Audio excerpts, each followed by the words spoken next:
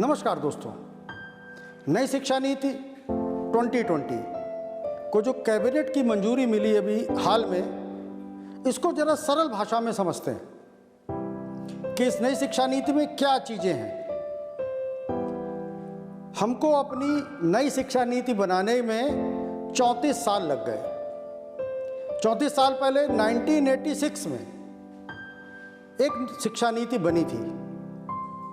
1992 में इसमें बहुत स्लाइटली संशोधन किए गए। पूर्व इसरो प्रमुख डॉक्टर कस्तूरी रंगन की अध्यक्षता में एक समिति बनाई गई। इस समिति ने बहुत विशद रूप से लोगों के फीडबैक लिए। शिक्षाविद हों, अभिभावक हों, जनप्रतिनिधि हों और टीचर्स हों, इन लोगों के फीडबैक लिए गए और ये फीडबैक 2.5 लाख ग्राम पंचायतों से आए, 6,600 ब्लॉक से और 676 जिलों से को लेकर इस शिक्षा नीति का मसौदा तैयार किया गया। इस शिक्षा नीति ने शिक्षा नीति को तो बदला ही, साथ में डिपार्टमेंट का नाम भी बदल दिया। अब जो HRD मिनिस्ट्री होती थी उसको शिक्षा मंत्रालय कहा जाएगा। अभी तक देश में कोई प्री स्कूलिंग का कॉन्सेप्ट नहीं था। क्लास 1 से लेकर 10 तक एक सामान्य पढ़ाई होती थी बच्चों की। कक्षा 11वें में जाकर उनको सब्जेक्ट सिलेक्शन करने का चॉइस रहती थी कि वो किस स्ट्रीम में किस सब्जेक्ट के साथ पढ़ना चाहते हैं। इस नई शिक्षा नीति ने तमाम बदलाव किए हैं। पहले हम स्कूलिंग की बात करते हैं। अब जो 10+2 सिस्टम था वो 5+3+3+4 ये सिस्टम हुआ है। देखने में कॉम्प्लेक्स लगता है लेकिन बहुत सरल है। पहली स्टेज फाउंडेशन की स्टेज होगी, जिसमें बच्चा 3 साल का होने के बाद एडमिशन लेगा और 3 साल आंगनबाड़ी में पढ़ाई और उसके बाद क्लास 1 और 2 ये उसकी फाउंडेशन चीज कहलाएगी, फाउंडेशन की स्टडी होगी। इसमें बच्चे को एक्टिविटीज सिखाई जाएंगी, कुछ दिखाकर सिखाना ये कॉन्सेप्ट रहेगा। NCERT को इंस्ट्रक्ट किया गया है कि वो फाउंडेशन स्टेज के लिए एक नया करिकुलम डिज़ाइन करें, क्लास 3rd से लेकर 5th तक। इसको प्रिपरेटरी स्टेज कहा गया। इस समय बच्चा 8 साल से 11 साल के बीच होगा। इस अवस्था में उसको साइंस, मैथ्स और आर्ट्स से इंट्रोड्यूस कराया जाएगा। प्रयोगों के जरिए सिखाने का प्रयास किया जाएगा।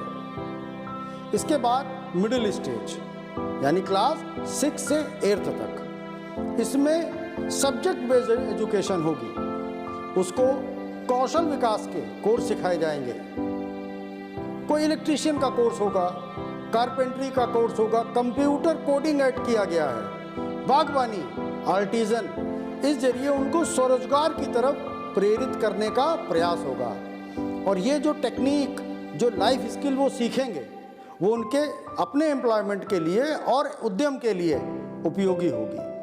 एक विशेष योजना है इसमें कि जो बच्चे इस एज के बाद भी कहीं इंटर्नशिप करना चाहें तो उनको इंडस्ट्रीज में इंटर्न के रूप में एडमिशन दिलाया जाएगा, जो आगे चलकर उनको सेल्फ एम्प्लॉयमेंट में बहुत मदद करने वाला है। इसके बाद सेकेंडरी स्टेज क्लास 9th से 12th तक, इसमें उनको सब्जेक्ट चुनने की आज़ादी होगी और विषय का गहन अध्ययन, एक डीप स्टडी उनको सब्जेक्ट्स की कराई जाएगी। इस पूरी पद्धति में बस्ते के बोझ को कम करना का विशेष प्रयास है। हम देखते हैं जरा जरा से बच्चे इतना भारी बैग टांग के स्कूल जाते हैं जितना शायद उनका खुद का वजन ना हो। उनको क्विज के माध्यम से, बच्चों को खेलों के माध्यम से, आर्ट्स के माध्यम से, पोस्टर के माध्यम से, डिस्प्ले के माध्यम से सिखाने का प्रयास होगा। एक बहुत बड़ी समस्या से जो शुरू में बच्चे जूझते हैं वो है इंग्लिश भाषा में पढ़ाई होना। इस पूरी शिक्षा पद्धति ने इसको बदल दिया है। 5th तक जो पढ़ाई होगी वो उनकी मातृभाषा में या क्षेत्रीय भाषा में होगी। हाँ, इंग्लिश को सब्जेक्ट के रूप में पढ़ सकते हैं, लेकिन पढ़ाई का जो मीडियम होगा वो हिंदी या उसकी मातृभाषा या जो भी क्षेत्रीय भाषा उसकी रहे। यूनेस्को की 2008 में एक रिपोर्ट है, वो रिपोर्ट कहती है कि जब हम मातृभाषा में बच्चों से कम्युनिकेशन करते हैं तो उनको ज़्यादा समझ में आता है और जो ज्ञान वो लेते हैं वो उनके भविष्य के डेवलपमेंट में सहयोगी होता है। Art and craft, yoga, sports, music, अभी तक बच्चे इन सारे सब्जेक्ट्स को एक्स्ट्रा करिकुलर एक्टिविटीज़ के रूप में पढ़ते थे। नई शिक्षा नीति में ये सब मेन करिकुलम का पार्ट होंगे। इनको बच्चे सब्जेक्ट की तरह भी ले सकते हैं। लाइब्रेरी को जीवंत करने का प्रयास किया जाएगा। स्टोरी टेलिंग, रंगमंच और तमाम प्रकार की प्रदर्शनियां लगाकर बच्चों को सिखाने का प्रयास किया जाएगा। रिपोर्ट कार्ड की भी प्रक्रिया बदली जा रही है। आपका रिपोर्ट कार्ड पूरी तरह बदलने वाला है। 3 स्टेज में आपका रिपोर्ट कार्ड होगा।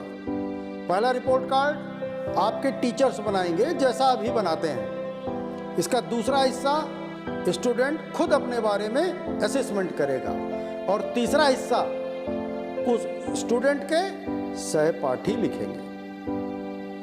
अगर कोई लाइफ स्किल आपने सीखी है उसका भी मेंशन उस रिपोर्ट कार्ड में रहेगा।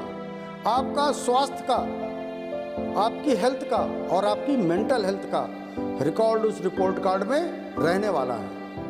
एक नेशनल असेसमेंट सेंटर जिसका नाम परख दिया हुआ है उसकी स्थापना की जा रही है और वो आपकी लर्निंग एबिलिटी को समय समय पर इवेल्युएट करेगा। डॉक्टर कस्तूरीरंगन ने कहा है कि जो नई शिक्षा नीति है ये बेरोजगारों की फौज नहीं खड़ी करेगी। इसका मुख्य जो स्ट्रेस है वो वोकेशनल एजुकेशन है और कौशल विकास पर, लाइफ स्किल्स को बढ़ावा देने पर इसका जोर है। बच्चों पर बहुत बड़ा प्रेशर रहता है बोर्ड्स एग्ज़ाम का, वो प्रेशर कम हो इसका पूरा प्रयास किया जाना है। स्कूलों में भी सेमेस्टर प्रणाली की शुरुआत होगी।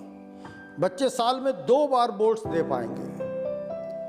क्वेश्चंस को ऑब्जेक्टिव और डिस्क्रिप्टिव की श्रेणी में बांटा जाएगा। जो क्वेश्चंस होंगे उनका जोर ज्ञान के परीक्षण पर होगा, उनको कितना समझ में आया है। रटने की प्रवृत्ति को रोकने का पूरा प्रयास इस नई शिक्षा नीति में किया गया है। बच्चे कोचिंग के जाल में फंसे हैं, बुरी तरह फंसे हैं। उनसे डिपेंडेंसी ख़त्म हो कोचिंग के ऊपर उनकी, उसका प्रयास इस NEP में, न्यू एजुकेशन पॉलिसी में किया गया है। सिलेबस कम हो और विषय का कोर जो वैल्यू है, कोर नॉलेज है, ये बच्चे को मिले, इसका प्रयास किया जा रहा है। एप्लीकेशन ऑफ नॉलेज और प्रैक्टिकल, इन पर जोर दिया गया है। एजुकेशन को बढ़ावा, यानी शिक्षा का डिजिटलीकरण होगा। 13 से 18 साल तक के बच्चों को क्वालिटी बेस्ड एजुकेशन मिले, इसका प्रयास है। इसके ड्राफ्ट में जो सबसे बड़ी बात है वो स्कूलिंग के पैटर्न को बदलना है। अब बात करते हैं डिग्री कॉलेजेस की। जो भी बच्चा 12th पास कर लेता है वो 7, 8, 10, 20 जितनी क्षमताएं होती हैं उतनी जगह के एंट्रेंस एग्जाम्स वो देता है। अब केवल एक एंट्रेंस एग्जाम होगा और उस एग्जाम को नेशनल टेस्टिंग एजेंसी कराएगी। उसी के बेस सारे सिलेक्शन होंगे। बच्चे अपनी रुचि के हिसाब से, अपनी परफॉर्मेंस के हिसाब से अपने डिज़ायर्ड कॉलेज में प्रवेश ले पाएंगे। अपने बीच में बहुत से ऐसे स्टूडेंट्स होते थे जो तमाम कारणों से, हेल्थ के रीज़न से, फाइनेंशियल रीज़न से, शादी ब्याह हो जाने के कारण उनको पढ़ाई डिसकंटिन्यू करनी पड़ती थी। उनके लिए एक स्पेशल चीज़ आई है, multiple entry and exit system. अगर उन्होंने 1 साल भी पढ़ाई की है तो उनको सर्टिफिकेट कोर्स मिलेगा। अगर 2 साल पढ़ाई की है तो उनको डिप्लोमा मिलेगा, और 3 साल अगर उन्होंने स्टडी कर ली है तो डिग्री मिलेगी। लेकिन अगर वो आगे चलकर कोई बच्चा मास्टर्स करना चाहता है या रिसर्च करना चाहता है तो उसको डिग्री 4 साल की करनी पड़ेगी। यानी एमफिल जो होता था उसकी अनिवार्यता को समाप्त कर दिया गया है। जितने भी विकसित देश हैं, अमेरिका, जापान, यूरोप, उसमें ये पद्धति बहुत सक्सेसफुल हुई है। एक नया फीचर इसका है कि अब साइंस स्टूडेंट भी अगर उनकी रुचि आर्ट्स में, ह्यूमैनिटीज़ में, म्यूज़िक में है तो वो पढ़ सकते हैं। वो उनको मेजर और माइनर सब्जेक्ट लेना पड़ेगा। वो मेजर साइंस के सब्जेक्ट पढ़ेंगे और माइनर में जो उनकी रुचि का विषय होगा वो पढ़ सकते हैं। अब तक ऐसी कोई भी ऑप्शन स्टूडेंट्स के पास नहीं था। रिसर्च की फील्ड को स्ट्रेंथन करने का प्रयास किया गया। इसके लिए नेशनल रिसर्च फाउंडेशन की स्थापना की जाएगी, जो साइंस के साथ सोशल साइंस भी उसमें ऐड की जाएगी। शिक्षा में अच्छे स्तर की रिसर्च हो, प्रोजेक्ट्स हो, और उन प्रोजेक्ट्स की फाइनेंस भी ये नेशनल रिसर्च फाउंडेशन करेगा। एक और चीज़ इसमें ऐड की गई है कि अभी तक जो शिक्षा पर खर्च होता था वो जीडीपी का लगभग 4.5% के आसपास होता था। इस नई शिक्षा नीति में जीडीपी के 6% के बराबर खर्च एजुकेशन पे हो, इसका भी प्रोविज़न किया गया है। सभी government universities, private universities, deemed, open universities, vocational universities, इनका ग्रेडिंग पैटर्न सेम रहने वाला है। इनके लिए सारे नियम और उपनियम सेम रहेंगे। एक बहुत बड़ी समस्या टीचर्स की ट्रेनिंग की आती है। क्या क्वालिटी बेस्ड टीचर मिल पाएंगे? जो ये शिक्षा नीति आई है इसके लिए उनको टेक्नोलॉजिकली अपग्रेड करने के लिए एक टीचर ट्रेनिंग बोर्ड की स्थापना की गई है। टीचर को टेक्नोलॉजिकली भी अपग्रेड किया जाए और उनका नॉलेज भी इम्प्रूव की जाए, इन्हेंस की जाए, वो ज़्यादा रोचकता से क्लास में पढ़ा पाएँ। इसके लिए चाहे उनको कंप्यूटर का प्रयोग करना हो, लैपटॉप का प्रयोग करना हो, मोबाइल्स का प्रयोग करना हो, किसी एप्लीकेशन का प्रयोग करना हो, ये उनको सिखाने का प्रयास होगा।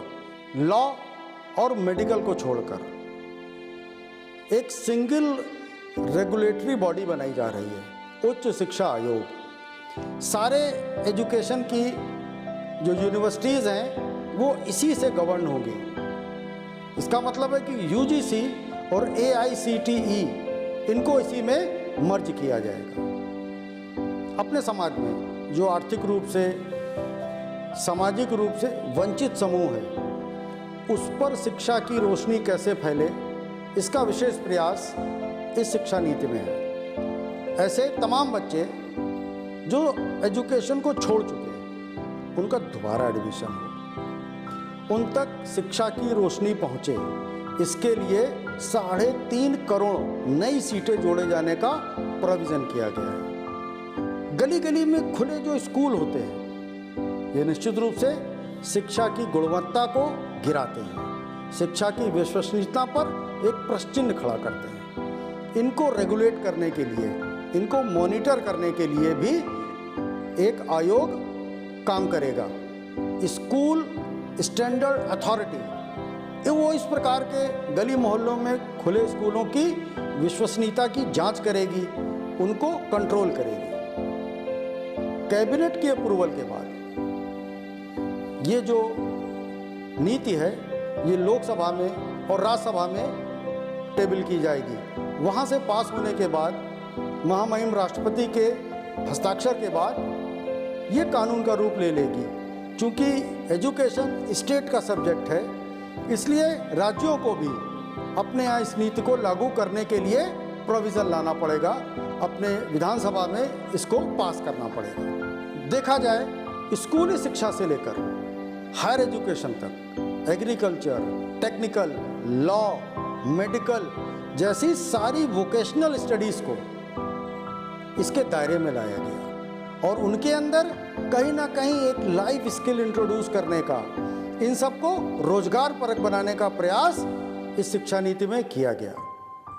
यह शिक्षा नीति 21वीं सदी की जरूरतों को पूरा करने के लिए सक्षम है। आवश्यकता है ग्राउंड पर इसके क्रियान्वयन की। अगर ये शिक्षा नीति ठीक से क्रियान्वयन हो गई तो 21वीं सदी भारत की होगी। सब्सक्राइब करिए मेरे चैनल एएसएफ लाइव को, दबाइए बेल आइकॉन और पाइए लेटेस्ट वीडियोस की जानकारी।